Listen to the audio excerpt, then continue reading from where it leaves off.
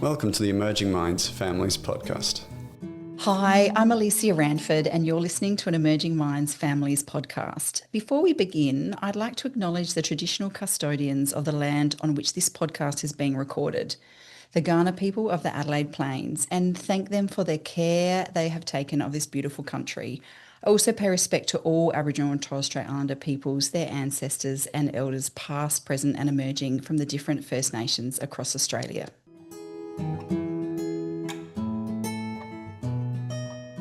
Sibling rivalry can be really challenging to navigate, and it's something most parents have to manage at one time or another. Joining us back in the studio today is parent educator and mum of four, Gen Muir, who is going to help us think about what's going on beneath the surface when siblings argue, and how can we guide our kids towards connection instead, even when they are driving each other and probably us up the wall. Welcome, Jen. It's so great to have you here with us again today. Thank you so much for having me, and what a great topic. As a mum of four, I have felt every bit of this one deeply. I agree. I think this is one of my favourite topics we've ever done at Emerging Minds Families, because I don't know that there's a parent out there who hasn't had to deal with it in one way or the other.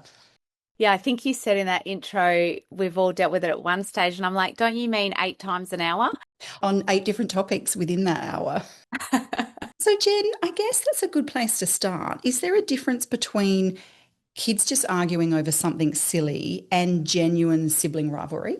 Yeah, look, I think that the first thing that is so important, I think, to start with is, why is it one of the hardest things for us as parents when our kids fight? And I think that's a really important question to sort of reflect on, first of all, because it is one of the hardest aspects of parenting. It is the one area that will have us overreacting, coming in big, coming in hot, not being the parent that we want to be. And the reality is, when our kids fight in the moment, it can make us as parents worry that they might never get along. And that's extremely hard, because one of the biggest values we have, or one of the reasons we have more than one child, is to give them a friend. So when in the moment they seem hell-bent on murdering each other or pulling each other down, it can feel like, oh no, we've failed at something we really, really value. So I think that's a really important baseline to then unpack the fact that healthy, normal siblings will fight up to 8 times an hour, particularly between the ages of 3 and 8, where sibling fighting peaks the most. And this is all healthy and normal. This is how kids learn about conflict and negotiation. It's also because siblings are annoying. They're in your grill. They know your buttons to push, and it is just hard. But also, and equally, there can be sibling fighting where, if we're feeling it's unrelenting, it's not getting better, it's one kid consistently pulling down the other, and it feels repetitive or really difficult, or it's impacting the family, that's when we're often looking at a deeper issue that would be more in that sibling rivalry sense. And actually, the biggest reflection I would take any parent to look at is, what is happening between us and that child? So often the reflection back is that kids will seek our connection. They will seek it in any way that gets us to come in and respond. And I think we never respond bigger and deeper and with more focus than when our kids are fighting. So it really works to pull us in. But I think the deeper question for us as parents when there's rivalry going on is to say, what's underneath this? What is my kid really asking for? And a lot of the time, I passionately believe our kids are asking for something between us and them, and it's not about the sibling at all. Okay, interesting. So it's actually about them wanting us or our attention, or drawing us into what perhaps is going on between them and their sibling. Is that right? 100%. And if you think about it through that lens of kids will show emotions through behavior, it makes so much sense. Because if we do have a sibling in the house, then the best and most effective way to draw those caregivers in every day of the week is going to be that sibling fighting. If there's no sibling in the house, it'll be the next best thing. So kids will go after the dog, or it might be that they have struggles at dinner. So it will always be the area that draws those parents in, because kids, as they're growing that prefrontal cortex and developing their brains and their emotional literacy, are unable to walk up and say, hey, mum, I'm having a hard time. I'm seeking connection. I'm feeling dysregulated. What they do is they show us through their body, through their actions, and it so often will come out as repetitive, frustrating sibling rivalry. So from your experience, the thing or the major cause of sibling rivalry is really that dysregulation. So can you explain to parents a little bit more about what that means? Yeah. So kids climb into dysregulation. So at the point kids are hitting their sibling, at that point they're offline. They're no longer making choices with their logical brain.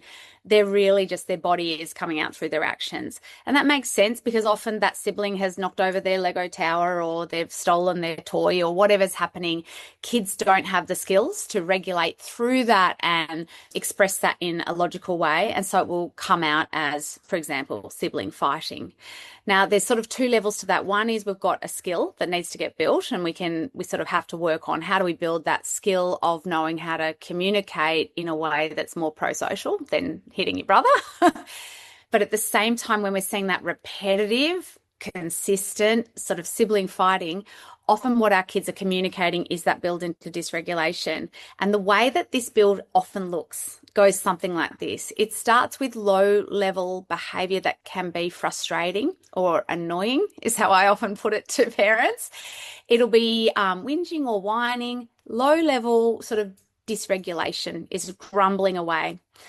At the mid-level, where siblings are picking on each other or fighting, they're at about a 5 out of 10 in that dysregulation. They're really struggling to go well. And if we don't step in and sort of help them out with it at that point that they're sort of starting to make those mistakes, then we will be in a 10 out of 10 where kids are melting down and everything's gone to chaos, which is a normal part of family life. But when we start to see that build, you might notice that there is a build-in to the sibling fighting. Most parents will describe a situation where you could stand in the kitchen and say, in 3 seconds, someone is going to be crying. Because you can predict by the level of dysregulation, the way the noise is building, the way the vibe is, we know someone's going to be upset in about 3 seconds. So we almost do know it's building in that direction. I actually have a story of missing an emotional climb that I think would be really good that ended in sibling fighting that I just think would be really good here. One morning in my house, one of my little boys, he came into the kitchen. He was whinging about the fact we had no good food in the house. He was upset because someone had taken his special bowl for breakfast and annoyed about something to do with lunch. So just general stuff, right? The next thing, I walked into our study and he was gaming, which is not something we do on a weekday. So he's broken a known rule. I call that an unreasonable request. That's like a 3-year-old asking for ice cream for breakfast. He's doing something he knows is not quite right. Even though I'm a parent educator, I didn't notice he was on an emotional climb. I just said, you're not supposed to be doing that. Go and get dressed for school. He goes into the bedroom and instead of getting dressed, I can hear him picking and picking and picking at his younger brother to the point that I know in 3 seconds someone's going to be crying. I tear in there. Did I catch he was on a climb into dysregulation? No, I did not. I tore in there and I said, cut it out and get dressed. And he absolutely exploded.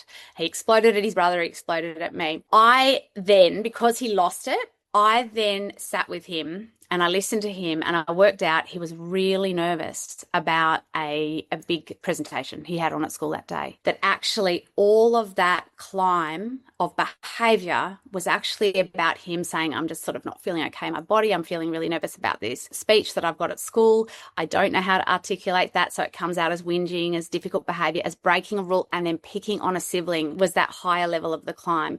And I think that we can often look at behavior through that lens and realize in hindsight, it's just our kids communicating, I'm not okay about something. So the question for us as parents is, that's not like you, so what's going on beneath this? If the picking on the sibling is the tip of the iceberg that we can see, everything beneath it is what might be impacting that behavior. And I think it makes sense to sort of go for the sibling because he knew that would draw me in the way that he needed in that time. So if we can view it a bit like that, I think that we can then say, okay, well, you're a good kid and I can't let you hit your brother. I'm here to help. And we absolutely want to step in and stop kids from hurting or name calling every day of the week. But in understanding that kids don't want to be mucking up. They don't want to be being difficult. They don't want to be hitting their sibling. And often there is something going on underneath to kind of have them behaving in that way. Yes, and it's a great way to describe it as that climb. That makes a lot of sense to me when I think about my own kids and how they used to be.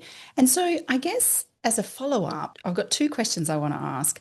In an ideal world, when everything's going well and parenting's never easy, but on those easier days, a parent would obviously catch them at that low level So I guess my first question would be, what would a parent do that manages to catch it at that low level? So at low level, where kids are still kind of regulated, their brain's online. So when they're whinging or whining or being annoying, they might be picking on a sibling, but they're not totally at that 10 out of 10 level yet. We might step in and notice with curiosity. Seems like you're having a really hard time today. I wonder what's going on. And often it'll come out that much earlier in that whole play. We might use humor. I love just using humor to lower cortisol. I might come in and my youngest son never wants to feed the dog, and then I pretend I am the dog and go, I'm really hungry. And he laughs every time and goes, all right, Poppy, come on. And he feeds the dog. And it's like, yes, I could get into that headbutt of that he finds morning transitions hard and his job of feeding the dog never feels fun. But if we can use humor, that's really effective. But what I want parents to know is those strategies that you hear, giving kids choices, coming in and naming the feeling, using humor, they're only going to work when our kids are able to go well. So in those lower level emotions, you've got all those strategies available to you. If you try that and kids are still building up and they're going to pick on the sibling, which is absolutely going to happen, then most likely we're just having to step in and help them out, particularly if a core rule is being broken. So kids are hurting each other, so hitting, hurting, or name calling. If someone is saying stop, crying or uncomfortable and the other person is not stopping, one of my core rules is that you have to stop and check on them, which I think is really important in teaching consent and reading social cues as well, particularly for boys. Those are those key rules around how we treat each other. So once I know that those are my core rules, I'm always stepping in. If one of those is being broken, I don't need to step into every sibling fight. So if my two kids both want the same toy, I can be nearby and say, wow, yeah, that's really tough, guys. I can't wait to see how you work it out. But I don't have to get involved unless I can feel that build and I know, in 3 seconds, someone's about to clock someone. Then I'm stepping in. Whoa, looks like things are out of hand here. I can see you are looking really mad and he's crying. I'm here to help. I won't let you guys hurt each other. And that's our role as parents every day of the week, I think, is to step in when they're hurting, name calling, or when one child is persisting with a game the other one is not liking. And so then what about for a parent where things are really hard? So perhaps they're going through something big in their life and to be honest, they're probably dysregulated. I mean, there's certainly been times in my life as a parent when I've been dysregulated. What advice would you have for them about watching the cues? Probably when a parent's dysregulated, then they might not pick up on that low level stuff because they've got their own things going on. What would your advice be for a parent that's going through something bigger in their life and sibling rivalry or this fighting is becoming problematic in the house and adding to what's going on around them? Yeah, I would every day of the week work out who my protagonist is. It's usually the eldest, but we won't make that a rule, but it often is the eldest. I would go into that child. I would try to have 10 minutes of one-on-one, fully focused, special time. I want to dive into that child's world. So if that child is 2 or 3, I want to sit on the floor and play their train set with them or really genuinely join them in their favourite activity. If that child is 14, I want to say to them, can I join you in your favourite video game? Or ask them to go for a walk or to the cafe. I want to really spend time making that child feel loved and worthy of love and just enjoy time with them. I would start with that. And I reckon that is the biggest intervention we can do in terms of sibling fighting, hands down. Yes, we can step in when they're fighting. Yes, we can emotion coach around the edges. But if kids feel loved and worthy of love and that everything between us and them is okay, they feel less need to go after that sibling. They just feel better within themselves. The second thing I would do is think about that child that is the protagonist again. And I would love you to think about what might be the bit that is hard for that child. So just say they're the eldest and just say they've got a younger brother or sister who maybe is really disorganized in the morning and maybe they're neurodivergent. They can't organize their things. And this older sibling is constantly coaching and parenting and yelling at this sibling and it causes all kinds of issues and you've tried correcting and teaching and everything and it just happens every morning and you're tearing your hair out. I would love you to go into that child, sit down with them and say, it must be so hard sometimes to be the eldest kid in this family and to have a sibling that is not organised when you are so organised and together. You must get so tired of that every day. I think if we can do that, if we can sometimes even say the unsayable, sometimes you must not even like your brother. I can get that. If we can really allow our kids to feel heard in that, I think that's our way through every day of the week, because then we've got a child that goes, oh, you get it, and I'm not alone with it. And that feeling that I'm holding that kind of mucks me up and gets me picking on that sibling constantly just dissipates a little. We're now on a team. From that point, we can say, what could I do in the mornings to help you so you didn't feel like you had to be the parent?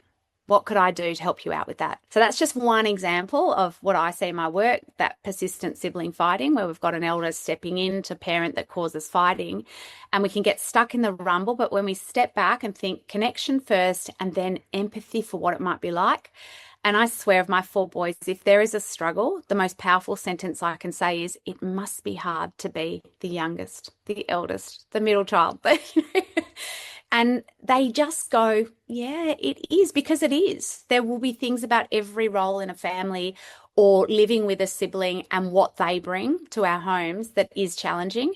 And particularly for kids where there is a child that is either particularly gorgeous and lovable, I think that's hard to be the sibling of, or particularly demanding. You know, we have kids that either have a disability or they're neurodivergent, or they just take a lot of the family's energy. You might find the child sitting quietly on the side of that is picking fights, but they're just feeling unseen in that struggle. And isn't that time of connection with your child not only good for your child, but also for you as a parent, particularly in that scenario that I mentioned before, when maybe there's a big life event going on, not only good for the child, but also for you as the parent? Yeah, because you also get to see them and you're like, that's right, you're a good kid. And we can see that more clearly when we come up alongside them. And we really do have that beautiful opportunity to then say, how can I support you? What can we do different? It's not going to change everything, but the biggest breakthroughs I've had with my boys when we've hit struggle points has been through really coming in with that empathy for what it is that might be hard. It's wonderful. Now, I wanted to go back to something that you said earlier, and you mentioned for boys sometimes social cues can be problematic. Can you tell me a little bit about that, because that resonates with me? Yes. So I'm a mum of 4 boys, and I've spent about a decade of my life on the floor of an OT's office. So I've learned a lot from these beautiful occupational therapists. And for anyone wondering, there are 2 kinds of OT. So there's OT that is about helping our kids with their fine motor skills or sitting up and writing with a pen. And there's OT that works on reading social cues and getting along with others, regulating emotions. And I find that a lot of boys are at least 2 years behind girls in reading particularly non-verbal cues and being able to respond in a pro-social way. So not always, and sometimes it's girls, but most often it's boys. It's actually through sibling fighting that we can best teach the ability to read social cues. And the way that I would recommend you do it, I'll just give you a practical example. You've got 2 kids on a trampoline. We've got one that is having the time of their life, and we've got another that either looks worried or they're crying or they're just not enjoying the game. And we've got one child that we can see that this child's not enjoying it. Why is this child not stopping? Our instinct as parents might be, stop that. We tell them what to do, which feels effective. But the truth is they're not learning to read the non-verbal cues that were there in the other child. So it might be a sibling, might be a friend. What we can do different that teaches kids how to read these cues is we come up and we narrate like we're a sportscaster or we're calling a horse race, what's happening. I see 2 kids, one of them's having a really good time, but I'm looking at Liam's face. He's looking a bit worried. He looks like he's about to cry. Should we check if he's okay? Should we check in with him? It sounds like I'm being a bit obvious, but it is one of the most incredible things I've done with my kids. You start doing this and they start to go, oh, you okay? Yeah, he was crying. His shoulders were tensed and he was saying, stop. Yeah, that means he's not liking it. And I know that sounds really obvious, but actually little boys do want to go well, and often they're so excited, they're not hearing a lot of those words. Kids will hear about 2 in 10 of another person's words when they're dysregulated. And if they're really overexcited in a big rough and tumble game of trampoline, they're just not reading that. And so if we make it really overt for them, I'm looking at your friend and you want to give him a big hug, but I notice he's grabbing onto his mum. I wonder if he's not quite ready for that hug yet. So we're just narrating what might be happening from that other child's perspective and what we can do. And kids really pick up on this really beautifully and they learn a lot faster. I love it because I think it is the backbone of consent for our older kids. I think it's such an important topic and we're coming in way too late if we try and teach our boys this at 16. If they can't read a low-level look of discomfort, that's going to be a real problem later in life. And what a nice, gentle way to do it as well, that narrator and pointing things out to them. We can even do it with rough play with us. Sometimes our kids will play with us. They're maybe being a bit rough and we're saying, oh, I don't like it. But we can say, oh, I don't look at my face. I don't like it when you do that. We can keep playing, but not if you do this. And so being really clear with our rough and tumble play raises, particularly boys, that know where the edges are, that can read those really sort of subtle non-verbal cues, which is so important. And are there other emotions that this sibling rivalry can teach children over and above those social cues? Are there other things kids can learn? Yeah, I mean, I think they're learning everything. I think they're learning frustration tolerance.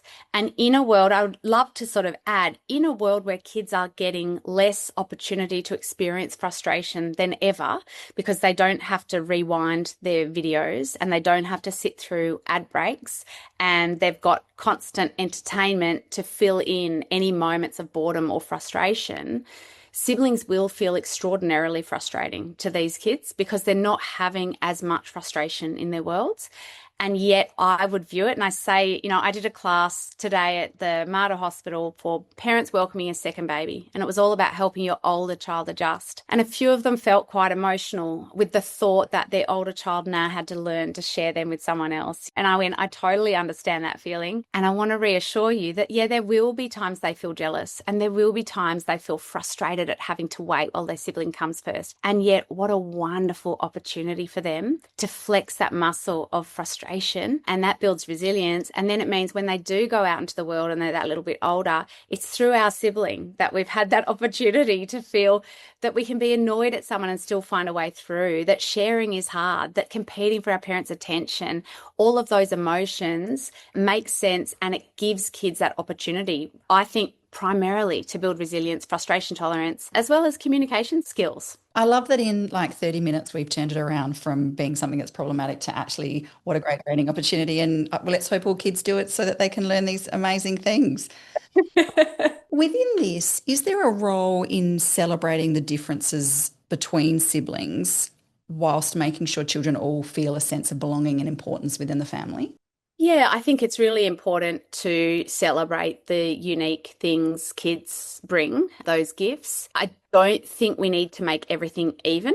I think one of the catches with siblings is that we can get in a rut of counting out how many blueberries everybody gets, or making sure that if someone gets a special recognition because they did something this week, we have to give something to everybody else. I think, again, that keeps parents on a treadmill of trying to keep everything even, and it's exhausting because you never can. But I do think we can really recognise the gifts that each of our kids bring and try to sort of focus on that and bring that into the family. I love finding little moments to brag about my kid and something they've done within their earshot, just to really have them overhear you telling someone else about something that they've done that was kind or that was in the values of the family, or a real effort they're making at something. Recognising that for each child is really, really powerful. That's a lovely reminder, isn't it, that we don't have to be wholly even between things. It sort of all works out in the wash after a while, hopefully. And do you think that routines can help settle children who perhaps are niggling at each other? Do you think routines and rituals play a role in sibling rivalry? Both. So yes, and particularly for little kids, routines and rules as they get older. So routines around, what are the rules around bedtime or around playtime, or will someone step in every time we snatch? Rules like that are really helpful so kids know where the edges are, and I think that makes them feel safe, and kids that feel safe need to pull us in less, so that will help. As kids get older, I think having fair rules, like how is everybody contributing, will impact sibling rivalry, and whether things feel fair. Justice is really important to kids.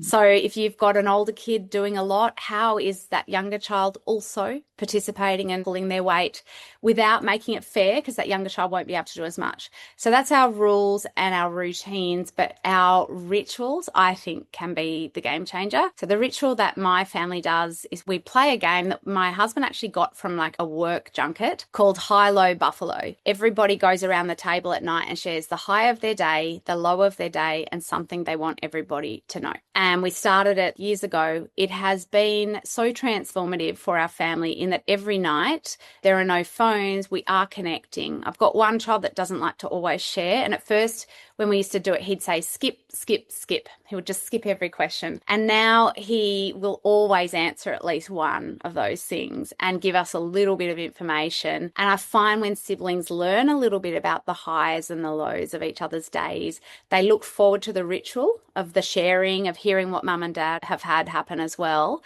And I think that can bring you closer together, and it builds also, we know that rituals, they build something that can hold. And I can imagine maybe one day they all come home to dinner with all their kids and we do High-Low Buffalo with an extended family. I can imagine that could become something really powerful that could live on beyond this dinner table right now as well. Oh, yeah, and across generations. And I know my co-host Nadia, who has younger children, it is absolutely a ritual in her household, and she'll love to hear that. It actually came from a junket that your husband was on. That's fantastic. I love that. Be honest, all my best ideas come from my husband. I'm the one with the public profile. He's such a good parent.